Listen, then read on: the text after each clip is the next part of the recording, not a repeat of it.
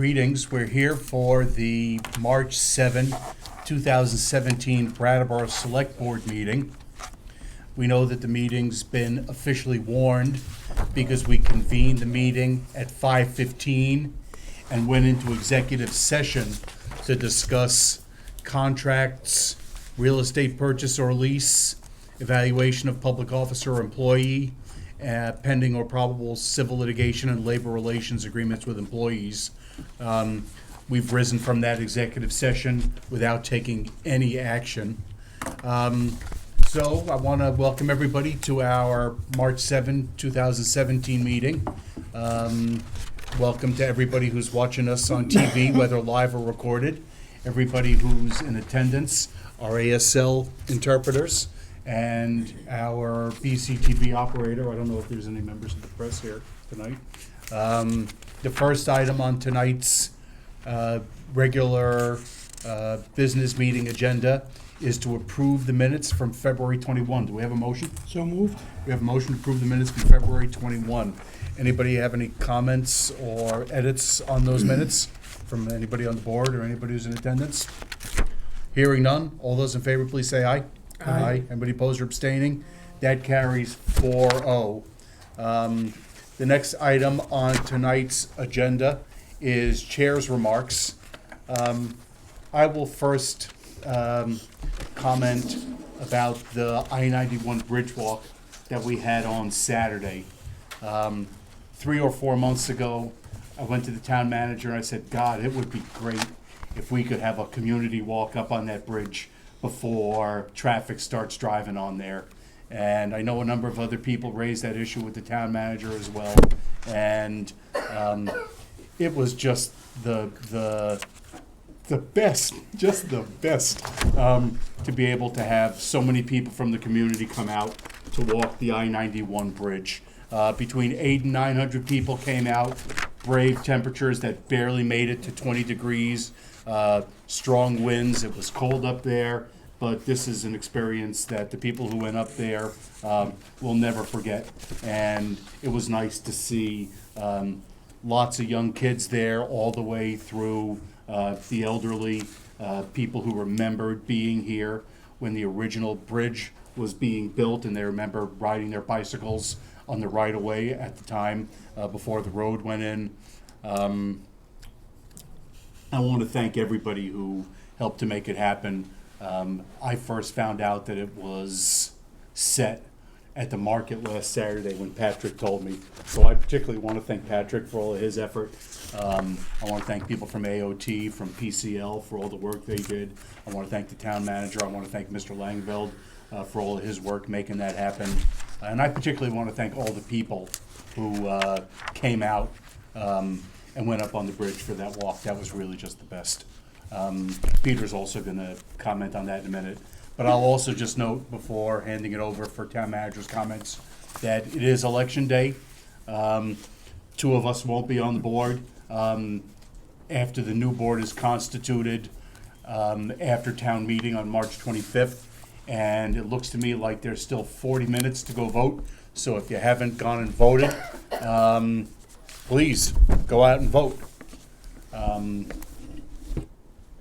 That's my comments. Town manager's comments are next. Thank you, Mr. Chairman. I do want to echo your comments about the bridge entirely, word for word, actually. The only downside of any of it was the weather, and that actually turned into an upside because everybody was having such a good time together that we all agreed it didn't matter that it was so bitter cold. So, yeah, well over 800 people participated. The collaboration that brought it together between VTrans and PCL and the town and the bus drivers and BUHS providing the parking, it's just everybody who needed to make something happen on short notice because while PCL and VTrans had told us several weeks ago they were willing to do this, it wasn't clear that it would be possible to do it until just about a week before the event. So it was really quite short notice that we needed to pull all the details together. Patrick did yeoman's work in leading that effort and bringing all the loose pieces together. Chief Fitzgerald is here tonight, I believe he is. Was instrumental in making sure that it could happen in a safe manner. There were other town staff that also contributed to making sure that the details got addressed properly. There were, in fact, 3 separate people who suggested it to me over the months. One as far back as about a year ago, and then 2 more, relatively more recently, and I think all of you quite separate from one another. So David was one, Martin Langeveld, who was the interim publisher of the Reformer until recently, and Chris Grotke from Brattleboro, all separately had said to me, wouldn't it be a great thing if we could create some kind of a community event up there? We did. PCO rallied around it. They were concerned about safety. They thought of a few different ways in which they might be able to help make sure that people could be up there but come across in a safe manner. And in the end, it was just perfect because they had enough people up there that it was indeed a safe event, but there were also all kinds of resources available to us to help us understand how the bridge had been built and get an educational experience out of it as well. We had volunteers who helped make it happen, including all the people who've been named so far, plus Kate and Kate's sister, Carrie, who pitched in as well, and Jan Anderson, who was there, helping make sure that folks knew where to park and get on the bus properly. So it was completely successful. Really a great time for the people who participated, but really actually also a nice example of how the community can rally together and pull the pieces together when we see an opportunity like that, and action is needed in a short period of time. So successful on all fronts, and most importantly, almost 1,000 people got to experience the bridge. So thanks. Next item on the agenda is select board comments and committee reports. Dave, you got anything? Dave? Yeah, a couple things. Issue that I brought up numerous times and actually witnessed of late. We have panhandling issues that are starting to grow. Actually, I think we have people that are pitching a tent in the Harmony parking lot. And if you go and read the Reformer on some comments, there's actually a long response to something that was there talking about, I'm not going to go downtown because I'm sick of being harassed and bothered by people panhandling. Having said that, David's right. I think we have 35 minutes left, and he and I are short timers. And I just wanted to take this opportunity to thank David. I'm not sure what meetings I'll make and won't make, but I certainly wanted on the public record that I have appreciated David's hard work and commitment and dedication to the town of Brattleboro. He has served on the DRB. He has been a town school board member, a high school board member. He's been a select board member for 6 years. And knowing about volunteering, I believe that that's the most precious commodity that we have. You can't buy more time. I don't care how much money you have. You don't get to buy more time. And David's dedication to the community, I have appreciated it. And we have bumped heads along the way, and that's okay, because I don't think that we're always supposed to agree on everything. And that's the way things get better, when you have different points of view and you come to some commonality. But David, you'll be missed on this board, and I appreciate all you have done for Brattleboro. Thank you. It's been a pleasure serving with you too. I'm good. Anybody else? I'll just say that the bridge thing was really cool. But everybody said it. All set? Next matter on tonight's agenda is public participation. It's a good opportunity for anybody who wants to speak to something that's not on the agenda to do that. Is there anybody who's in attendance who wants to speak to something that's not on the agenda? Well then, the next matter on the agenda is for us to convene as liquor commissioners. We have a motion to convene as liquor commissioners. So moved. We have a motion to convene as liquor commissioners. All those in favor, please say aye. Aye. Any opposed or abstaining? That carries 4-0. So we have 3 liquor commissioners matters. The first one is for renewal of the first-class liquor license and outside consumption permit at Ramunto's. So Peter, if you could please just bring us back up to speed why we're hearing this matter tonight. Sure. So you had before you at your last meeting 2 weeks ago tonight the roster of businesses that are renewing liquor licenses where everything was in order from staff's perspective for you to give consideration. There's a couple of others that are in the works that'll come to you individually as they become ready. But the bulk of them was ready. We brought that list forward. And as has now become the standard practice, they're all listed on a single, in a compilation of all the different businesses. But those that have had some level of violation with the DLC during the past year are identified specifically for whatever violation there was. You noted that and asked that 2 businesses come before you this evening to speak specifically to what they've done to address the violations that occurred during the past year. So one is Ramontos and the other is Vermont Country Deli, and both are present this evening to address you regarding that matter. So I think that Kate was chairing the meeting last time. That's correct. And so maybe you just want briefly to refresh about what is it that we want them to speak to. Yeah, I think it's clear that the violations have been addressed, but I think what we wanted, because we're doing this a different way than we've done, well, this is the second year where we do a blanket approval of applications, that it was the decision of the board that if you had 2 violations or more, to come and say to us, yes, we've cleared it up, and here's how we've cleared it up. Because I don't think we had any major concerns about any of that there was ongoing problems, but it was just come in and tell us where you are. So it looks like Ramontos had two violations for serving a minor, one in May and one in September. So there's somebody here for Ramontos? All right. And so if somebody on behalf of the establishment could just speak with us a little bit about the liquor control. Yeah. You can Yeah. go from there, or you can from your seat, whichever you prefer. No, Oh, we the need mic, the the mic, mic, yeah. the mic is necessary to pick up for the TV. Or at the table over here, set with a Right. microphone too, if you'd like to sit. Okay. Well, this is my second time in front of the select board. David Ingerman, I'm the principal owner of Delta Pride Brattleboro LLC that manages the Ramontos. And the first time I came here was about 3 years ago, where we took a moribund facility that had been closed for many years and reopened it and turned it into a valuable asset to the community. And I believe over the last 3 years, we've followed that through by providing a very nice operation. And, that I'm very proud of. I'm not very proud of the fact we had 2 incidents that occurred. But we've taken, I believe, all the steps necessary to try and retrain our staff and to, in terms of the training that was required of the state, we've done everything necessary, we think, to try and mitigate it.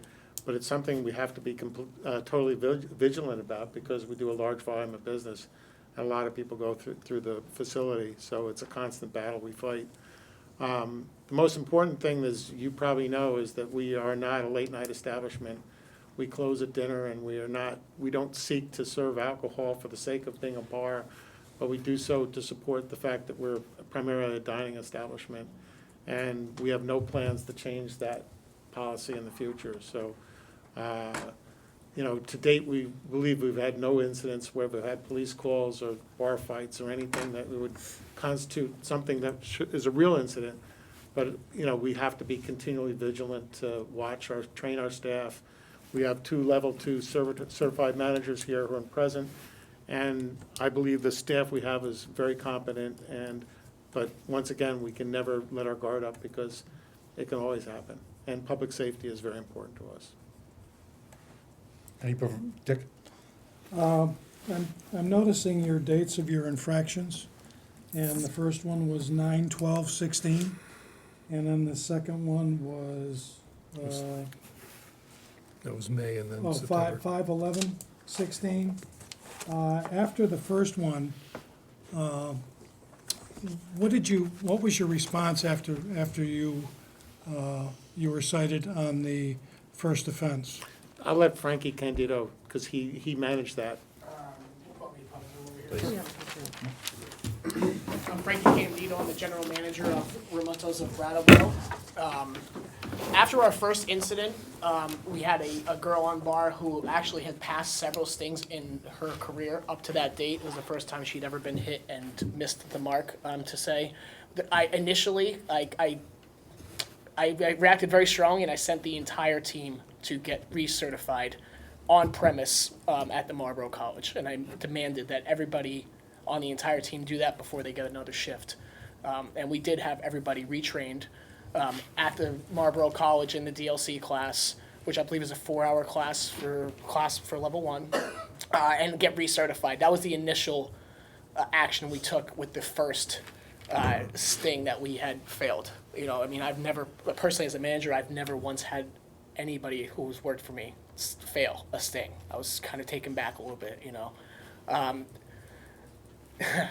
To the second time, I was taken back furthermore, but because we, as you were probably pointing out, you know, there was a somewhat close occurrence in those two different situations, which, by the way, were two separate employees, both of which first-time ever offenses, both of which have passed stings previously.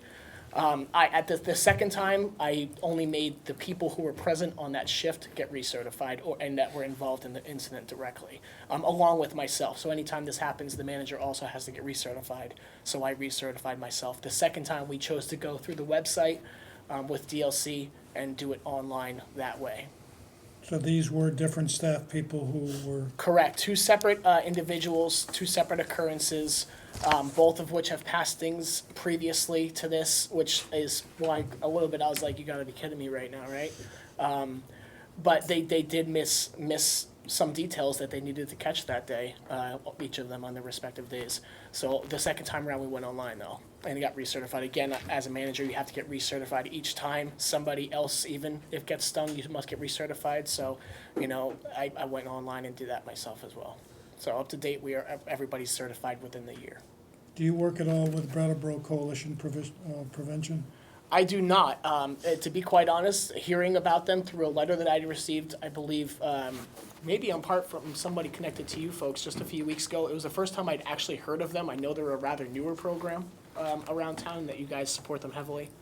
And actually, we have one of the documents with us today that actually has a little sign-up sheet for such that says you guys would support us getting involved, and just to show the solidarity of us with the community and you guys here, and that we do take this very seriously. You know, we've already filled this out for you. You know, we're more than willing to become play any kind of role with these folks that you would either like or that maybe is presented as an opportunity. You know, we take this very seriously. I personally take this very, very seriously. I take it personally. This looks and reflects poorly on myself, let alone the business. And, you know, to come into town as a business that's a franchise, you know, we're local to the Twin States, but not necessarily what one might consider local or communal to this specific town. You know, we've worked very diligently in the last year and a half since I took over in August of 2015 now to really become a pillar in the community. You know, we support a lot of local causes. We get involved in everything we can. So, I mean, doing something like this would, you know, further show that we want to take action, that we're going to take corrective actions that are necessary, and even, if anything, be an exemplary company for people to look to how to handle this in the future, you know, because, I mean, everybody makes mistakes, and that happens, but it's how we deal with it, right? So, you know, we're willing to take any actions we have to, or even that you might dictate, you know, to show that not only do we want to support that this is a mistake we won't make again, but that, hey, you can actually look to us as an example moving forward to this is how you should run your business. Thank you. You're welcome. Anybody else on the board? Anybody who's in attendance? Well, I want to thank you for coming in and explaining to us how it arose and what you've done in response. I don't know that the board's going to take any actions to dictate cooperation with the Prevention Coalition, but anything that you do is, you know, is a good way to Well, do if it, it- so. I'm sorry if I could just jump in on that. You know, I understand that maybe you wouldn't dictate it, but, you know, again, we don't just want to leave here saying, hey, we did what you asked us to do. I want you guys to feel confident leaving here today, knowing that we're going to make the proper corrective actions going forward, and that, if anything, we can be a proponent of making sure this is something that, you know, does well. That's all. Okay. Yeah, just a clarification, the Prevention Coalition has been around for several years, Oh. more than 6 or 7, maybe Oh. even longer than I know that. that. That was when I first became aware of it, and they're very good, lots of resources, and really helpful. I encourage you Well, to, it's obvious we should be partner with them, so thank you. great. And Thanks. we filled it out and we will join them immediately. Thank you. Thanks for coming. Thanks for your time. Thanks. All right. If there's no more comments about that item, then we don't have to take action. We've renewed, but we just have some. renew. We have to Let's take do action it. to renew. Yeah, you need to All right. consider it. Well then, so I guess right now, we're looking for a motion to approve the renewal of first class liquor license and outside consumption permit for Delta Pi Brattleboro LLC, DBA Ramunto's Brick Oven Pizza, located at 1111 Putney Road. So moved. We have the motion to approve the renewal of the first class liquor license at Ramunto's. Is there any further discussion? Hearing none, all those in favor, please say aye. Aye. Any opposed or abstaining? That carries 4-0. Thanks for coming. Thank you very much.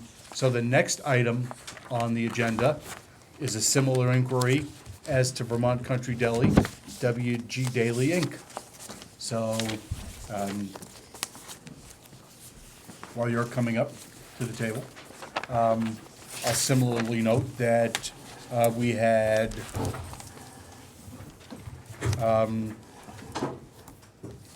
serving minor violations in September 12, 2016, and December 11th, 2016 at Vermont Country Deli. And so similarly, we were hoping to just have a little talk about what happened and what the response was. You want to tell us your names? I'm William Daly, Bill Daly. I'm Bill. the president of WG Daily Inc. My wife, Judy Daly. Hi, Judy. And Thanks for coming. Thanks for having us. Travis. Number one, we take liquor violations very seriously. We do not, it is our policy not to serve minors. So, number one, that's the first piece. The three incidents, I did submit with the license explanations of what happened and the corrective action. So in the first instance, we got stung. The employee, who was a manager actually, had asked for the license, got talking with the person, got lost, didn't look at the license, and was in error. She was reprimanded. I had her, as a manager, take the liquor course again, so that it reinforced what was to happen. In the second instance, the cashier, who, in all these instances, each of these people had gone through the liquor courses, and everyone's trained, so they had been trained by the, either a class or by the internet class.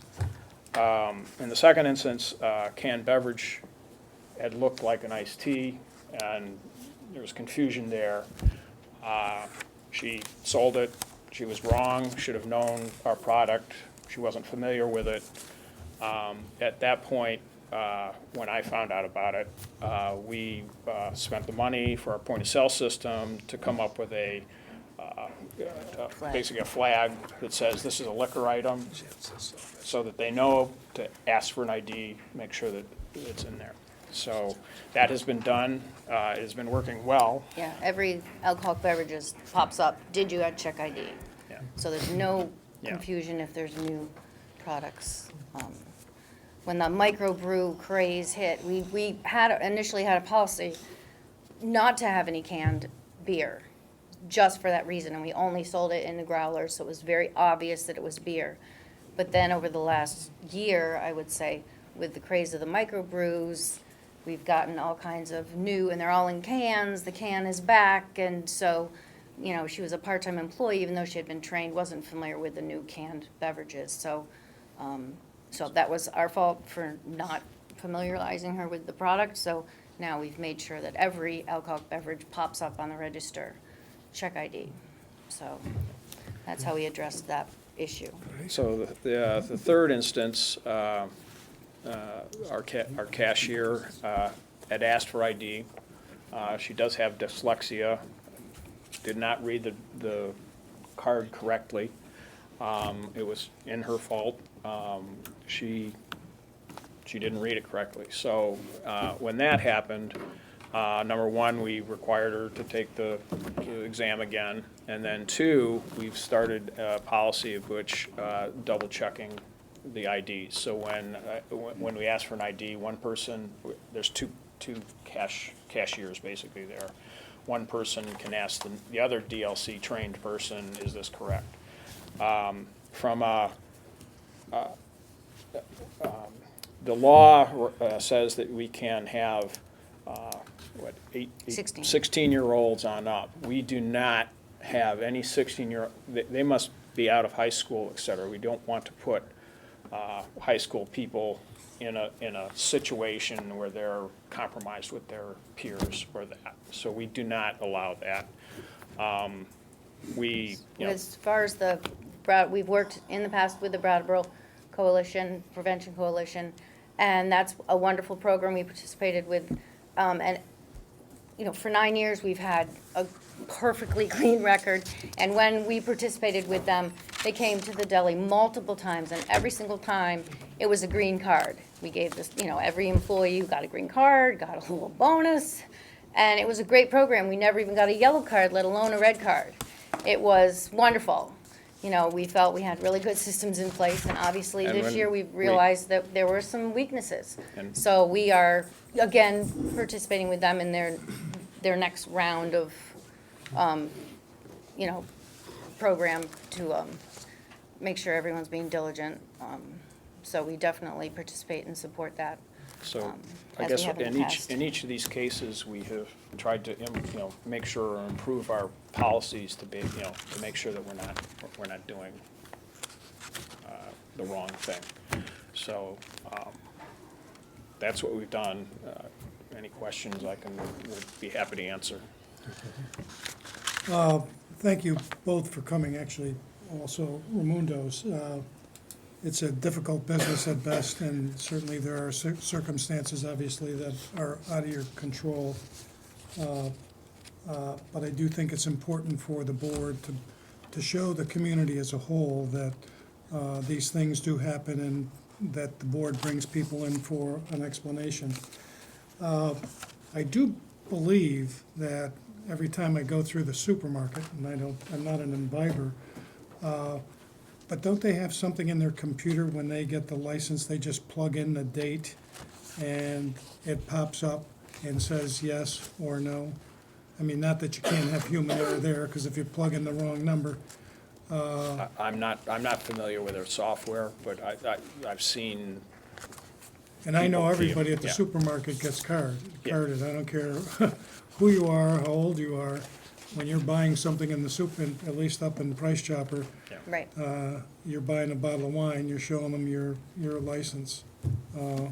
So I feel sorry for you, but I thank you for coming in and working on ways to hopefully not have any other issues come forward.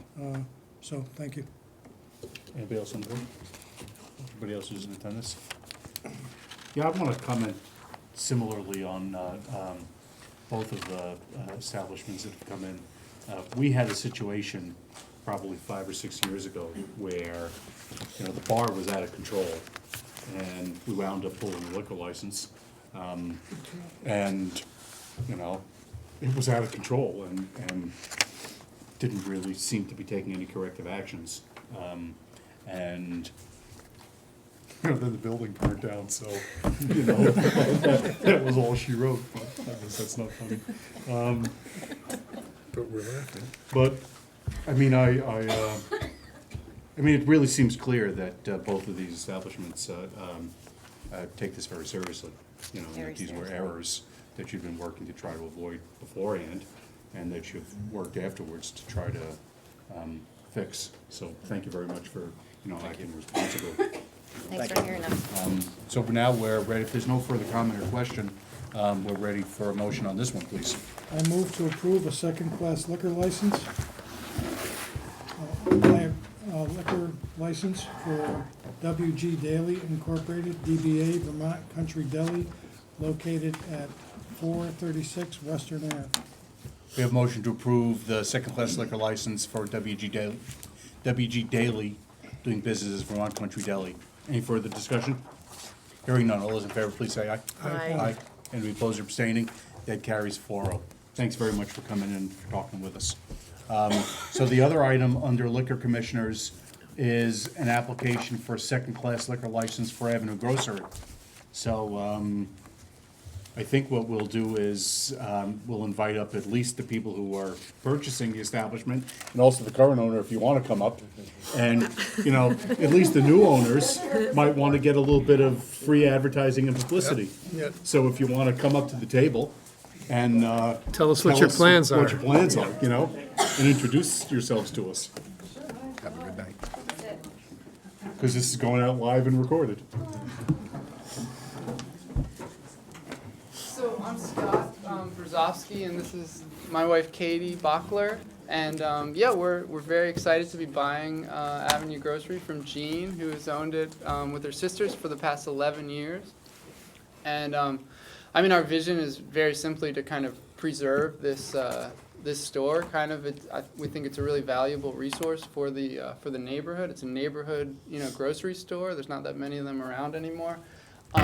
It's also like a community space. I mean, people really, just in the time we've spent with Jean kind of apprenticing over the past few weeks, it's very clear that people really, you know, value the store, both, you know, to get groceries, but also to have conversations, to meet their neighbors. So we really believe in kind of, you know, preserving the store, both as a resource and a community space. And I mean, we really just want to kind of keep things the same as Jean has been doing them, but then slowly, you know, maybe bring in some more local products, and maybe work with local farmers, that sort of thing. Tito's Tacos, Tito has been selling. Maybe that name's controversial, I'm sorry. But he's been selling his breakfast tacos and burritos out of the store, which is I think a really wonderful partnership, and people are very supportive. And so we definitely plan to continue that partnership with Tito. Would you like to add anything? No, we just moved back home from Baltimore and wanting to live in our own community and do good work. Mhm. So it feels really good to be. My mom's from Putney. Yes. So just coming home and Yeah. meeting Jean and realizing that this is the next thing we want to do with our lives. And meeting really amazing people who keep saying thank you for taking the grocery over and saving it, because it is, as Scott was saying, a huge asset. We just, you probably read the recent newspaper about the old grocery stores. There used to be, 15 in town? The Historical Society just did a little bit about it. In their newsletter, yes. Yeah. Mhm. So. So yeah, I mean, now there's not that many of these markets, as we said, so very excited to keep it maintain going. And, Absolutely. yeah, it's kind of like preservation. We need Yes. these places. So that's our vision. We're open to other people's ideas too. So if you want to come in and say, we really want this kind of like bread bread or or vegetables or soup, we're yeah, really open to I think suggestions. our plan is to be very responsive to the local needs and desires of the residents and customers. Yeah. Mhm. Excellent. Anyone Well, have that's great. any questions? Anybody got questions? Dick, go ahead. It wouldn't be right if I didn't rain on your parade for 30 seconds. I have to bring something up that is a concern of mine and a lot of people in the community, and it has to do with the taco signs that are placed across the street. They're actually in violation of our signboard ordinance. And I'm always offended when I go by because I feel like somebody is just shoving that in the municipality's face. Not supposed to do it. And so I guess I'm doing my due diligence here to make you aware as the new owners that that's not allowed. It's not allowed by the municipality. And I guess that's not the way that you want to start your business. I'm certainly appreciative and supportive. I'll be in there to see you for creamies, as I have stopped in numerous locations as I have an addiction for creamies, and I try to hide that by going to different places. So you will see me as a customer, for sure, but I want to raise that issue with you because it's inappropriate, I feel, when one business is doing it, and we have Vermont Deli down the street, and I would be saying the same thing to them if they were putting signboards up across the street, which is not allowed. So we all have to follow the same rules, and we shouldn't be snubbing our nose at the municipality. If you want to change that, there's a way to go about changing that, and that's visiting the board and saying, we'd like to change the sign ordinance in the community, so. Okay, we'll Okay? do that. All right, thank you. Yeah, Sure. thank you. Anybody else on the board? Gene? If I can say, I don't think it was ever brought to Tito's attention or mine either, that it was any type of a violation to put those signs on someone else's property. It, you know, he certainly wouldn't have done it if he had known when it was. Thank you. Okay. Anybody else on the board? Yeah, I want to say Kate? something. I just want to thank you very much. And I've always, as Jean knows, my dad's office was right down the way from the store for 50 years, so I'm really glad that you're keeping it going, because it really is it is, like I said, a social spot. People can get their newspapers there on Sundays, and as Dick said, creamings are the main reason people come in the summer. So thank you, really. I think it's great. I really like that. You're welcome. We're excited. When are you gonna take ownership? March 31st, it's the last day of the month. Very good. I'm ready for a Good motion luck. if you are. Oh, yeah, and we just wanted We'll to show you share that our, We've recently we do have our. passed. And we'll be vigilant. Yes. No, honestly, in enforcing all of the laws, and also, I mean, it's the store closes at 6 p.m. It's really not a late night spot for. That won't discourage the kids. That's true. Yeah. That's true, but no, this has been great. Thanks for having Thank us. you. It's We're great ready to for a meet motion. everyone. And Yeah. I move to approve a second-class liquor license for Avenue Grocery LLC located at 82 Western Ave. We have a motion to approve the second-class liquor license for Avenue Grocery. Any further discussion? Hearing none. All those in favor, please say aye. Aye. Anybody opposed or abstaining? That carries 4-0. Thanks for coming. Good luck. Thank you. Good luck. Thank you so Welcome. much. Welcome back. So we're ready for a motion to adjourn as liquor commissioners unless there's any other business to come in front of us. So moved. We have a motion to adjourn as liquor commissioners. All those in favor, please say aye. Aye. Anybody opposed or abstaining? That carries 4-0. So, the regular business meeting agenda, the next item under unfinished business is the police fire facilities building project. Peter? Thank you. West Brattleboro Fire Station, this might be the final report that I give on the West Brattleboro Fire Station as part of these regular updates, although 2 weeks from tonight, we'll probably just have a final announcement that we're in. We received the certificate of occupancy from the state on February 24th. The blower door test had been done on the 21st, and we did really well with that. There are buildings that are using the modern standards and the environmentally sort of innovative techniques that can get a lot tighter than this building.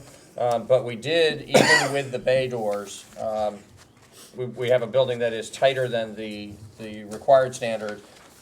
We got a good report from Efficiency Vermont. It was pleased with the outcome, because what makes this building particularly challenging is the fact that the very large apparatus bay doors are such a large portion of the exterior envelope of the building. And so work has been done to try to seal those as best as possible, and the results are that we've been able to exceed the required tightness for the building in terms of preventing leakage of warm air into the outside. We had talked previously here, we believe that the firefighters will be, we take custody of the building on March 10th, that's this week, and there'll be several days of some additional moving in and getting things set up to operate from there. We believe actually now, I said in the report by the end of March, but after conferring with Chief Bacassi over the last couple of days, we believe that March 20th, which is a Monday, will likely be the first day of full operation for the fire department in the new station. But the other note that I included in this particular update is I had previously stated that we would proceed quickly to demolition and the rest of the site work in the spring, and then hold a ceremony out there to dedicate the station and have a open house. I misspoke, because what I had forgotten when I wrote that 2 weeks ago was that we need the old station to remain in place while the central station project is ongoing, because we need a place to store equipment and other items from the central station until that project is finished. So the demolition actually is gonna be deferred, and the finishing of the site work and the parking lot out at West Brattleboro is gonna be deferred. So, we don't think we should wait that long to dedicate this building, and instead, we'll look to schedule something probably in the April or May timeframe as the weather gets warmer. And so we'll be back to coordinate with you and the members of the Police Fire Facilities Building Committee around the details of that.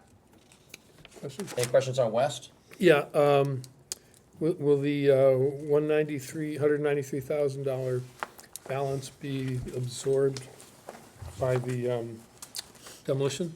Yeah, if you don't mind, I'd like to address that in a Okay. minute when I address the finances overall. Okay. Yep, go ahead. The straight answer is a portion of that is gonna fall back into overall project contingency, but not all of it. And I'd like to go through the details of that when I review the finances. Great. Okay. At Central Station, you've probably seen that now there's a good bit of structure coming up out of the ground, the steel skeleton of the addition. What you're going to see in the next couple of weeks is the masonry walls start to fill up the spaces between those steel girders. And pretty soon it's gonna start looking like a building. So that work will continue over the next couple of weeks. And then there was a little bit of a delay based on when the steel got delivered and some of the bad weather that we had last month. So the contractor lost a couple of weeks in that due to those factors. But given the long length of construction time and the ability to make up time in certain ways, they've already looked ahead at how they can do that and are not at all concerned about achieving the targeted completion of November 2017. At the police station, similarly, we're moving forward through a threshold. We've got the reformer moved into the tenant space, and interior demolition is now proceeding aggressively through the rest of the building. That demolition work is going to be really about the only thing going on in the police station area for the next couple of weeks. There's a good bit of it to do, but as we then move forward into actually constructing renovated space within that, future updates will have more details to share about how the police station is taking shape. Any questions on the construction before I move to financial? So I've included, as we always do, the summary of the expenses that I personally approved within my $10,000 authority, and a couple of items that had some urgency to them that were above that, where we've reported to you. This particular update, there are no new items on that list, so it's just continuing to attach the overall list for the public's information. But there's a new report that the chair asked me to include, and so I'm doing it now. I want to take a few minutes to go through it. And then also, from here on in, what I would intend to do, it's an overall project financial report. So it gives a breakdown of expenses within the 3 project components, and then it also identifies funds that are still available. We'll intend to update this each time we pay bills. Because of the complexity of this project, there's 4 of us who actually get together about once a month. Sometimes it's a little more frequently than that, sometimes it's a little longer than that, depending on how the bills are coming in. But approximately once a month, we sit together and review the invoices and pay what's fully documented and ready to be paid. And so each time we've done one of those and there's an updated overall financial report to provide, I'll include this in future submissions to the board. On the specific question that you raised, Dave, I wanted to point out in the West Brattleboro station, there's not the full $193,000 available, because there is work that's going to need to be done to do the demolition and the site work there. But there is $133,176 that is right now completely unspent in that allocation. Some of that is going to be spent before we're finished in just paying off the additional bills that have not come in yet for the construction activity in the finish-up work. And there's probably some additional minor furnishing expenses that would be part of the final outfitting of the building as the fire department moves in and starts to actually function in the space. But those will be small. You can see there's only a $3,000 unspent balance for those furnishings.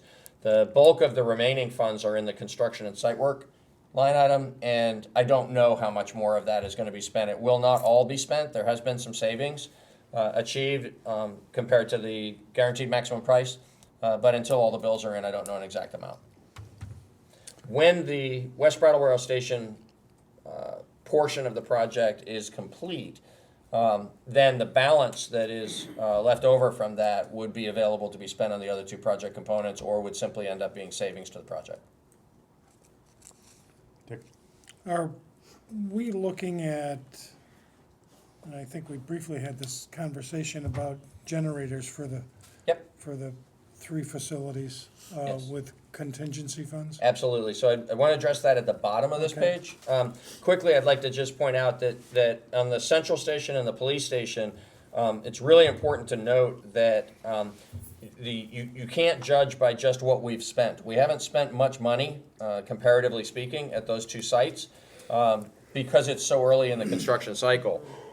What's really important for us in terms of managing the finances of the project is to consider what money has been encumbered, is the accounting term. So what has actually been identified and committed through a contract to various parties, the largest of which, of course, is to DEW for the guaranteed maximum prices at those two locations. So if you go to the bottom, rather than looking at the details for those two sections, if you go down to the grand total of all the project, we had $12.8 million available. We've only spent $4.2 million so far, leaving $8.5 million available. But of that 8.5, $7,357,000 has actually been encumbered towards the various contracts that we have in place on the project. That leaves an unencumbered balance, which is the money that's actually not yet committed to anybody, of just under $1.2 million for the overall project, all three components together. Right below that, we're carrying a placeholder, and we will continue to carry a placeholder until such time as we've actually bought the generators, for the generators as being the absolute top priority to come out of contingency. So we are realizing some savings so far in various components of the job. We expect to have plenty of contingency available at the end of the job. May end up in having overall project savings, or there may be some additional needs that can be met that weren't part of the original budget. But the chief, most important among those is the emergency generators, and so we're carrying the $200,000 allocation for that. And so each time that you see this, you'll see not just the encumbrance identified and then an unencumbered balance, but you're going to also see the generator allocation and then what we're calling an uncommitted balance. So right now, that uncommitted balance is just under $1 million at $989,167. Did that answer your question? Yes, very much so. Any other questions about the financial reports? Yeah, can I ask one question? Yeah. At a couple meetings ago, we talked about other budget items. Mm-hmm. Or is any of that money in here, for things that are on the budget list? Yes. Are So they in this thing? one of the purposes of providing this, it goes back to the original labels that were used in the project budget that you saw back before we began any of the construction. And I apologize for the confusion that I created about a month ago. We had a discussion like this where I was using contingency broadly to refer to all of the things that, actually what we're talking about tonight as an unencumbered balance. And so if you look at the actual line items labeled contingency in each of the three projects, the total that's available there adds up to just under $800,000, but we're actually closer to $1 million of uncommitted funds. And the reason for that is, for instance, the best examples are in the police station, the dispatch equipment of $100,000 that's going to be a separate portion of this project to outfit the dispatch center. There's a line item within our budget for those funds, but currently there's none of it that has been committed through any contracts. Likewise, the equipment and furnishings, we haven't committed anything yet at the police station because we're so early in construction. So there's $80,000 of uncommitted funds that are identified there that will be are basically allocated to that use.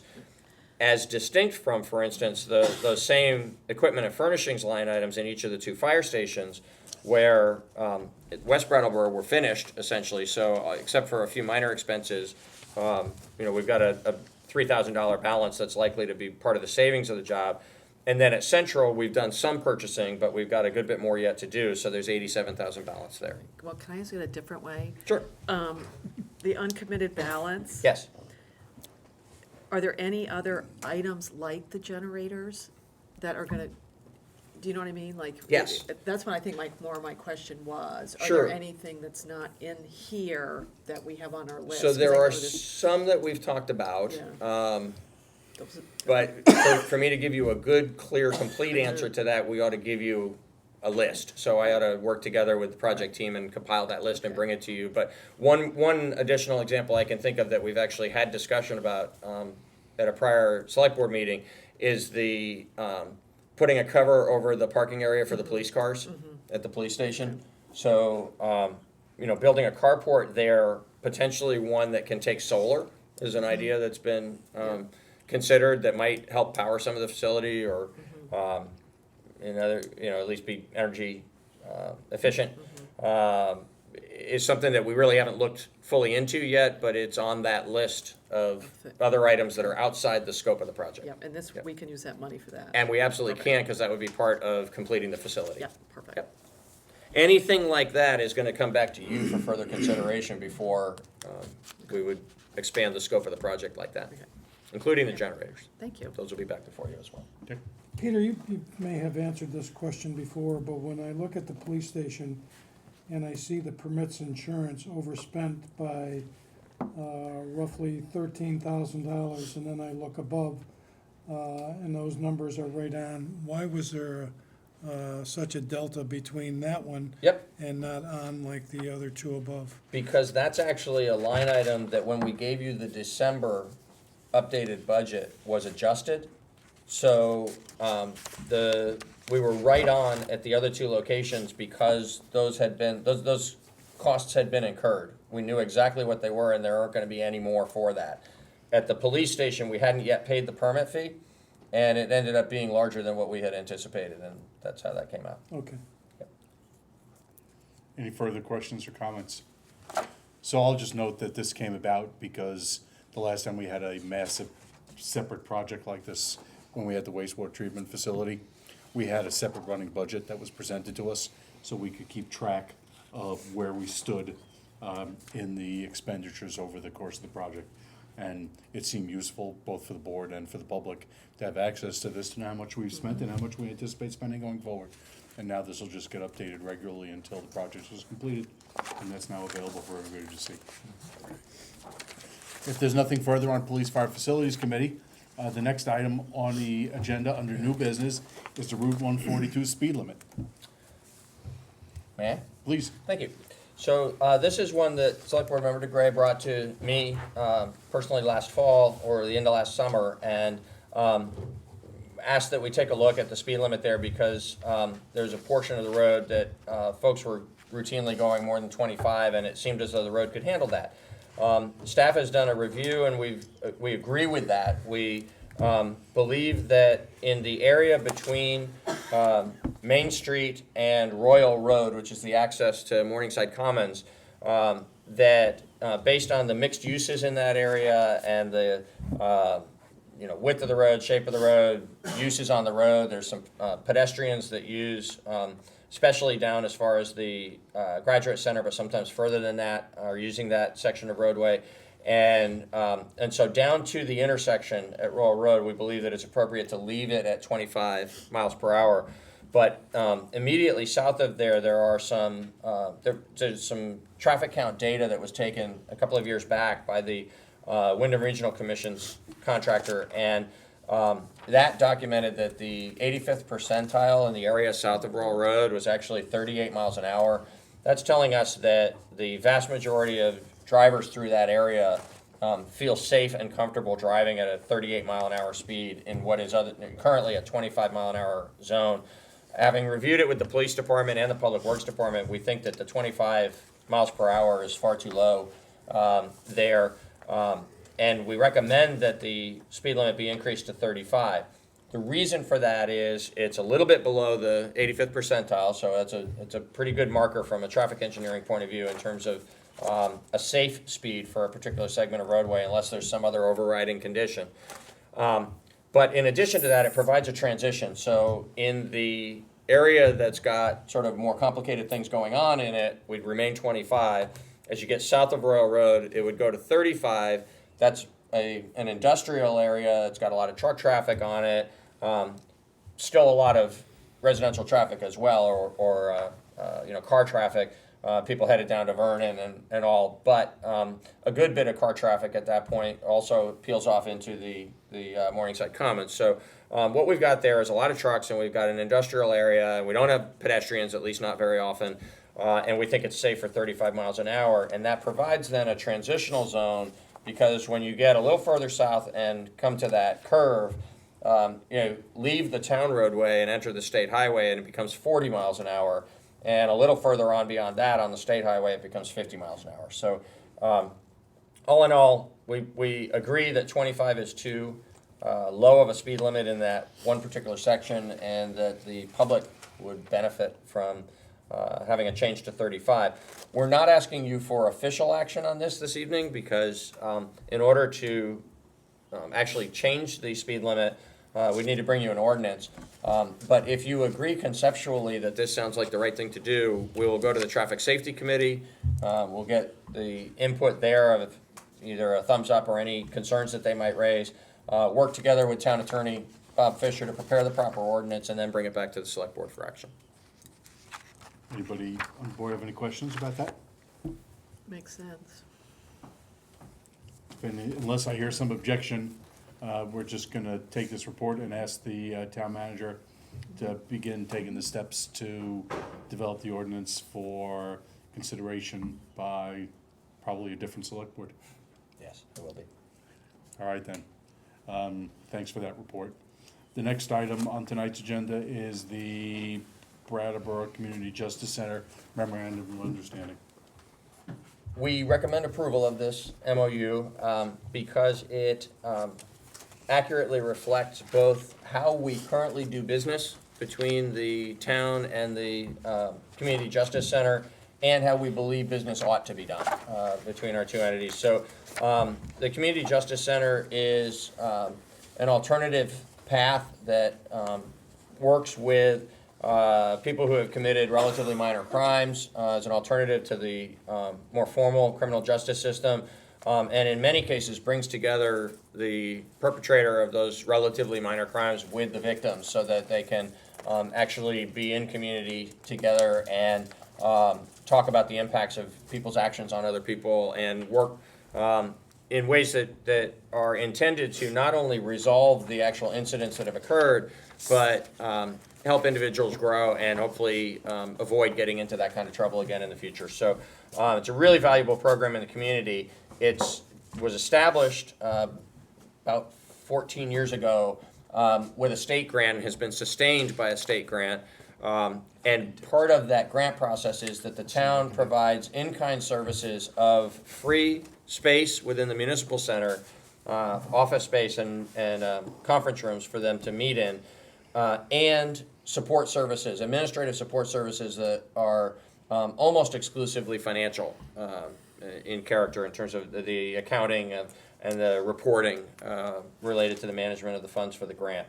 So we have worked together over the last almost a year now, actually. We've been working on this kind of slowly as time permits, more intensely over the last couple of months, to work between the town attorney and myself and the staff and board of the Community Justice Center, work to get this into an efficient, sort of brief and clear statement of who does what within the relationship. And it has now been approved by the Community Justice Center Board and is ready for your formal approval. If you, unlike the last item, if you approve this evening, then I'll execute it on behalf of the town, and it will be in effect immediately. Anybody on the board have any questions about the Brattleboro Community Justice Center Memorandum of Understanding? Hearing none, we're ready for motion, please. I move to approve the memorandum of understanding between the town of Brattleboro and the Brattleboro Community Justice Center, and to authorize the town manager to sign a memorandum of understanding on behalf of the town. We have a motion to approve the memorandum of understanding with BCJC. Any further discussion? Hearing none. All those in favor, please say aye. Aye. Any opposed or abstaining? That carries 4-0. Next matter is the Homeland Security Equipment Special Operations Enhancement Grant application, please. And this is an application for $28,085 that would allow the fire department to purchase a Jaws of Life extrication tool to replace the one that we have that is becoming outdated. Anybody on the board or anybody who's in attendance have any questions about authorizing an application for $28,000 and change to buy a new Jaws of Life? I move to approve the fire department's application for Homeland Security HSU equipment grant in the amount of $28,085 from the Vermont Division of Emergency Management and Homeland Security. Any further discussion? We have a motion to approve the grant application for new Jaws of Life. All those in favor, please say aye. Aye. Opposed or abstaining? That carries 4-0. The next item on the agenda is relating to committee matters. First, looks like Joe Bushy has relocated, and so we're looking for a motion to remove Joe Bushy from the Brattleboro Area Skate Park is Coming Committee. So moved. We have a motion to remove Joe Bushy with regret from I the know, basic committee. it sounds sort of mean. You know, Should make him move back. yeah, well, Joe, He has his way. He's not here to defend made himself. excellent contributions to the community, both on DRB and on Basic. and it's- BCTV too. At BCTV, and it's sad not to see him around on the street, you know? He was a major contributor. Any further discussion? Hearing none. All those in favor, please say aye. Aye. And opposed or abstaining? That carries 4-0.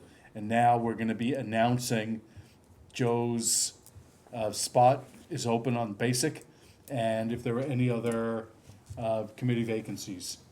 So Jan or Peter, are there any other pending committee vacancies? Yeah, there's a list in your packet. All right, so let me go to that. I'll read them out loud.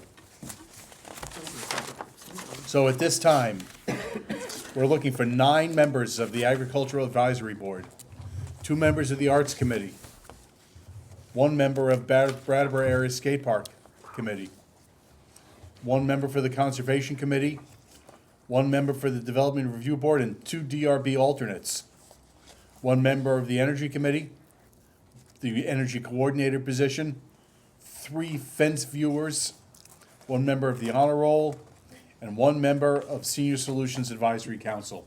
So if anybody is interested in volunteering and serving on any town committee that I've just announced, please put in an application with the town manager's office. And looks to me like the only remaining item on the agenda is for us to tour the library renovations. So I guess what I'll do is, I will say thank you to everybody who was in attendance. You've accomplished that by including it within the announced Gotcha. openings. Okay, thank you. And announced vacancies. Yep. Thank you. Thank you. So I want to thank everybody who was in attendance tonight and who watched our meeting, whether live or recorded. I want to thank our ASL interpreters and our member of the press who walked in right after the meeting started, and our photographer from the press as well. Everybody who's participated. And I guess we're going to go on our library tour and then adjourn afterwards, but we won't be taking any more action after the meeting. So I think we're going to say good night.